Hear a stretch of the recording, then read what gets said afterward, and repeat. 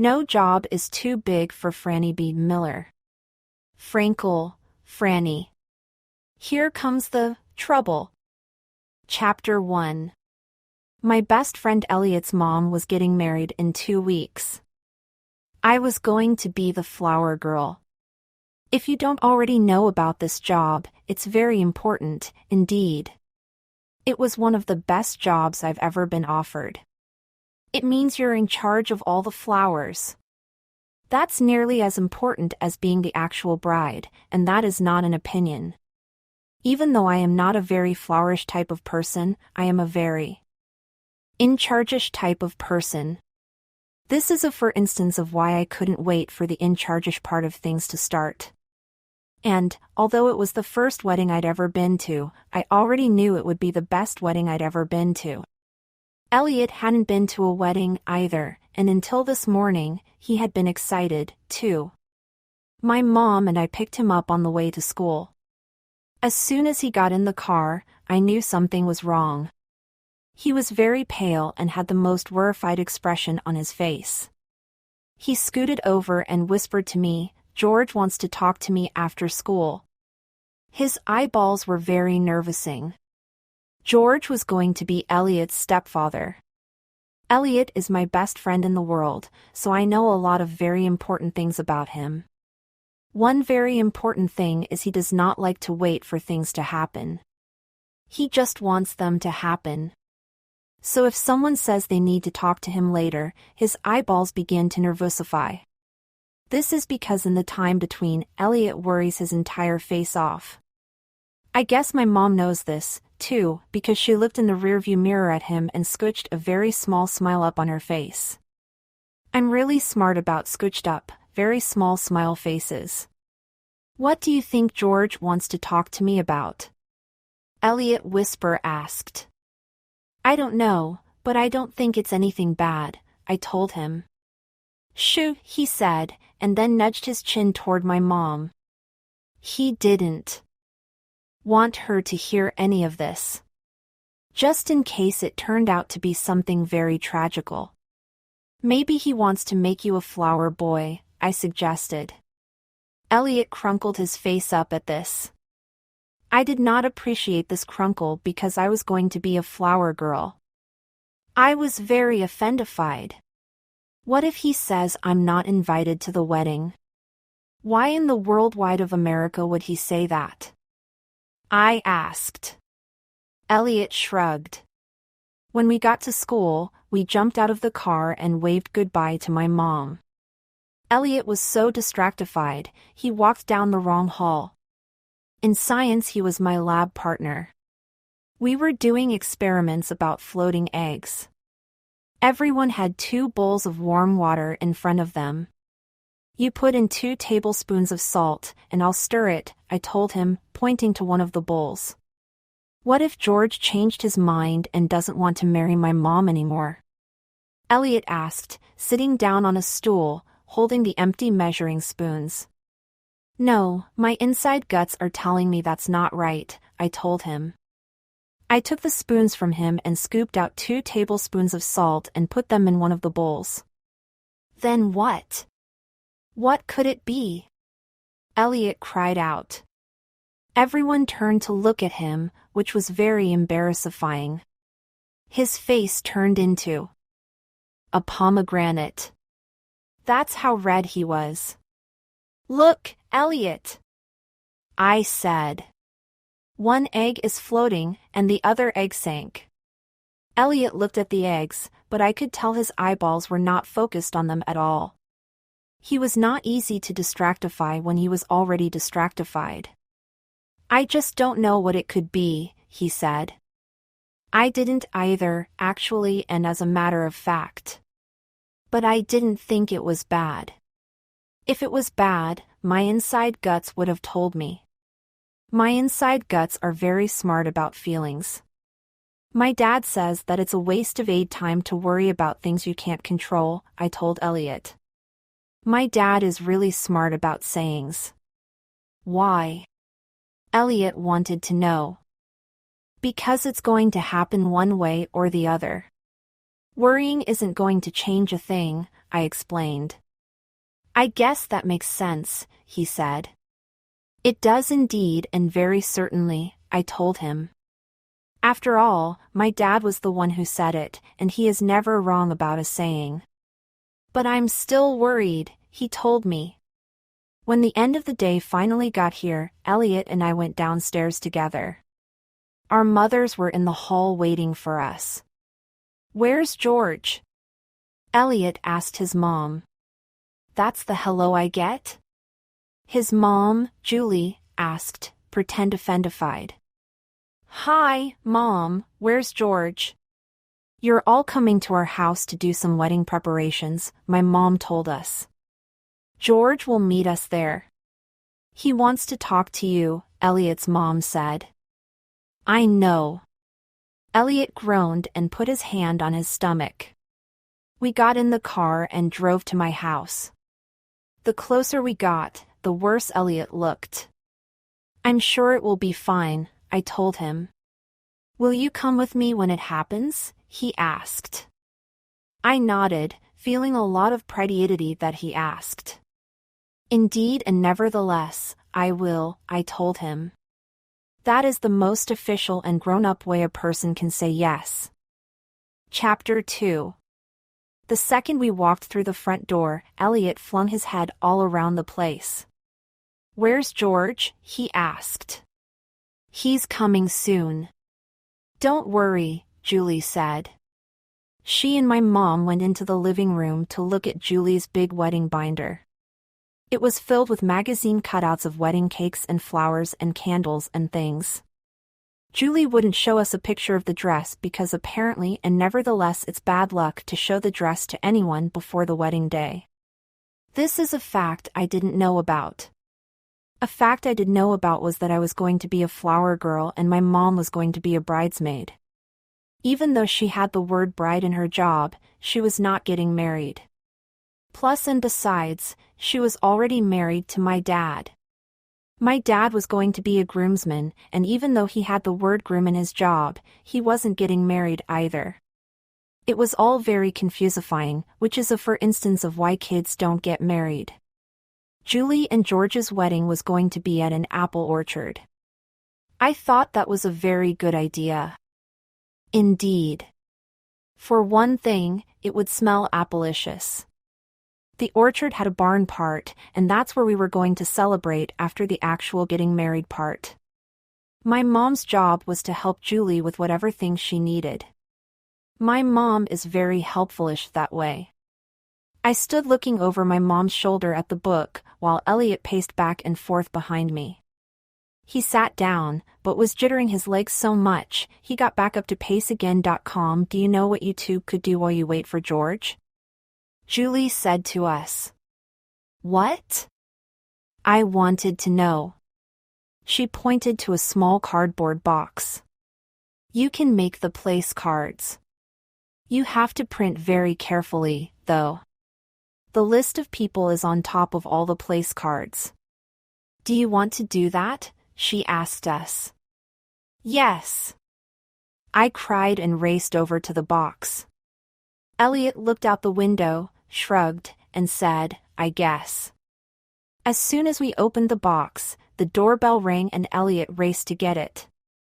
I got started on the place cards. George! Elliot cried as soon as the door opened.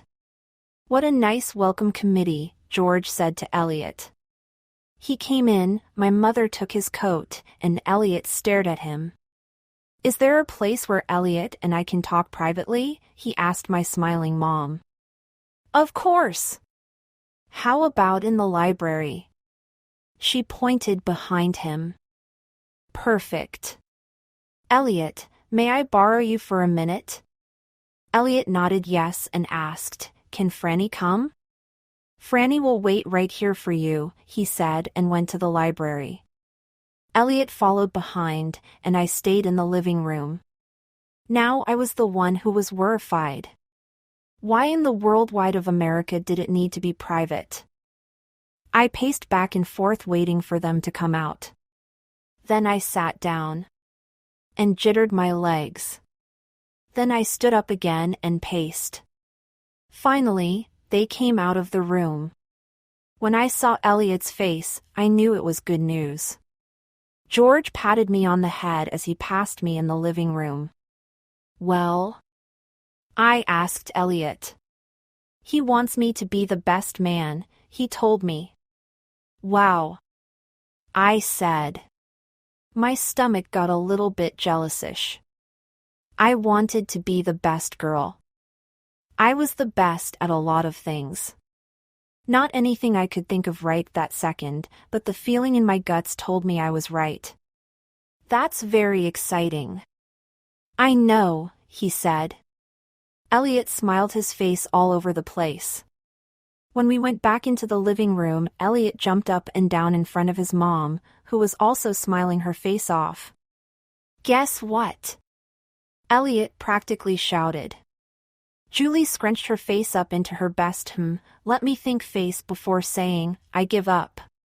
Wait. Are you going to be the best man? Yes. How in the world did you even know that? Elliot was so surprised, and Julie laughed and hugged him. Because George and I discussed it, and it's something we didn't even have to think 1 second about.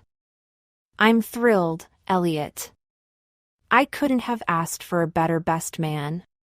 She gave him the biggest best man squeeze and said, How about we go out and celebrate?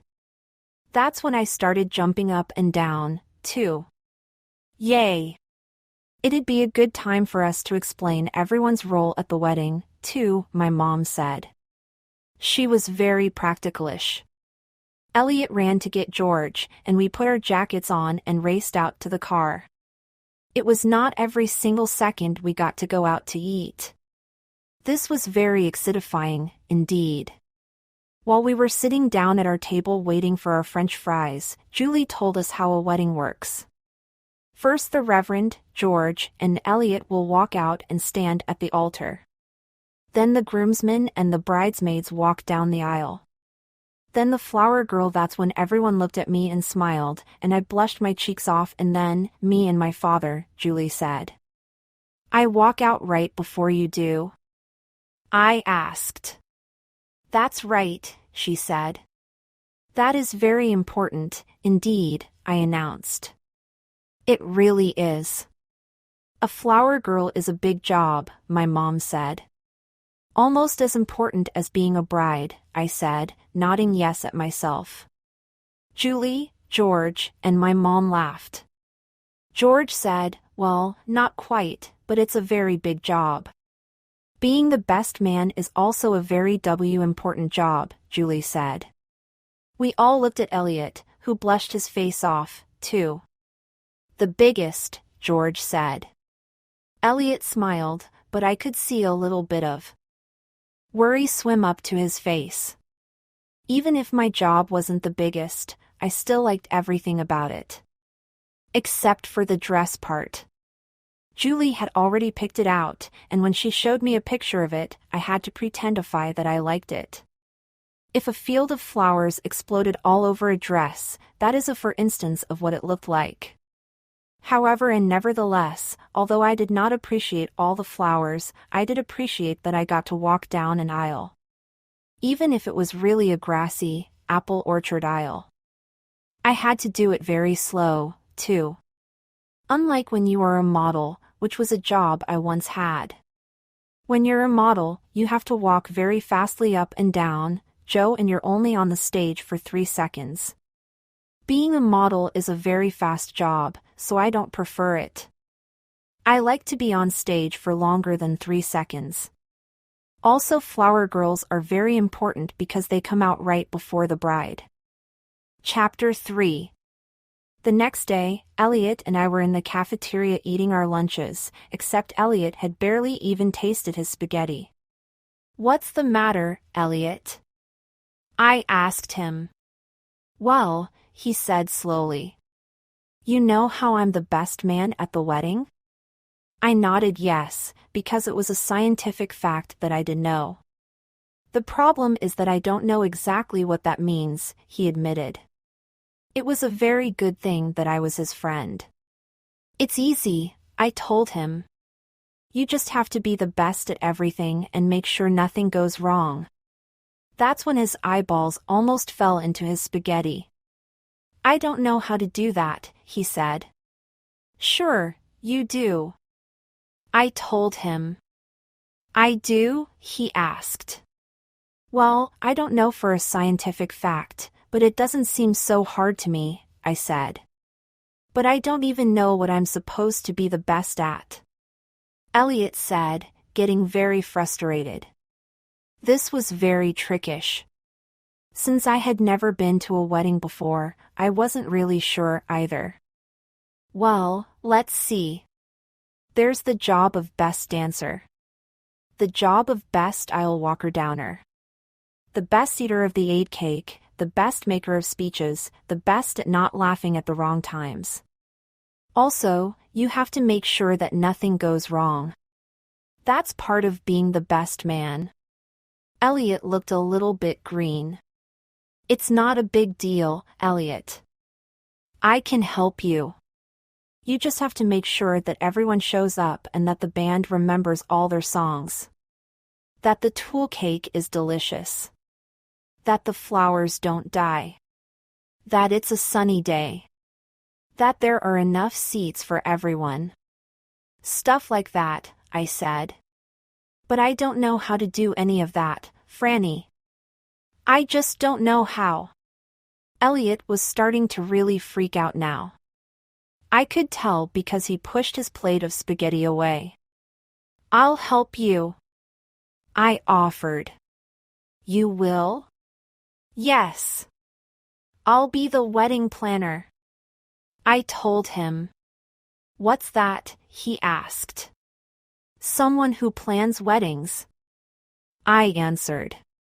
Do you know how to do that? He asked me, which was very offendifying. Of course I know how to do that. I have planned 100 teen weddings.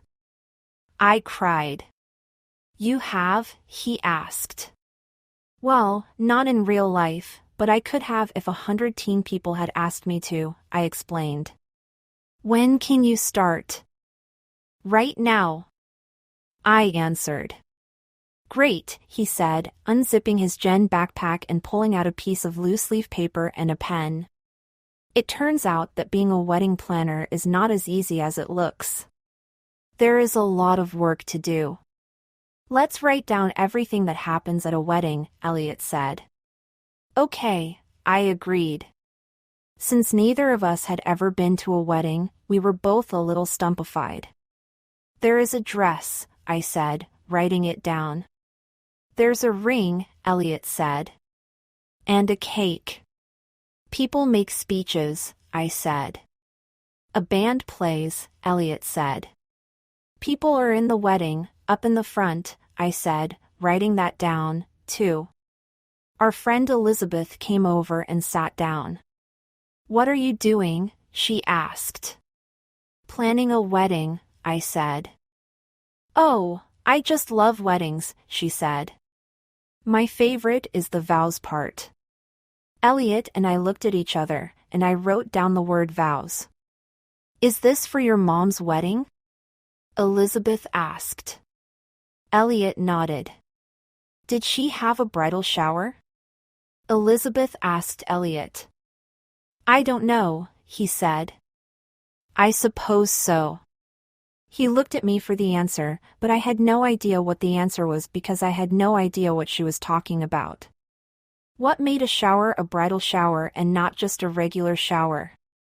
Elizabeth asked questions about the ring and the dress and the honeymoon.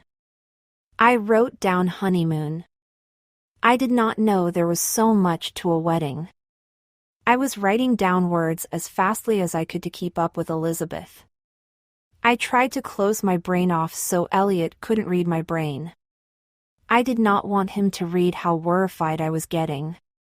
But I don't think I closed it fastly enough, because when I looked up, he was staring at me with eyeballs that said, I just read every last one of your brain notes.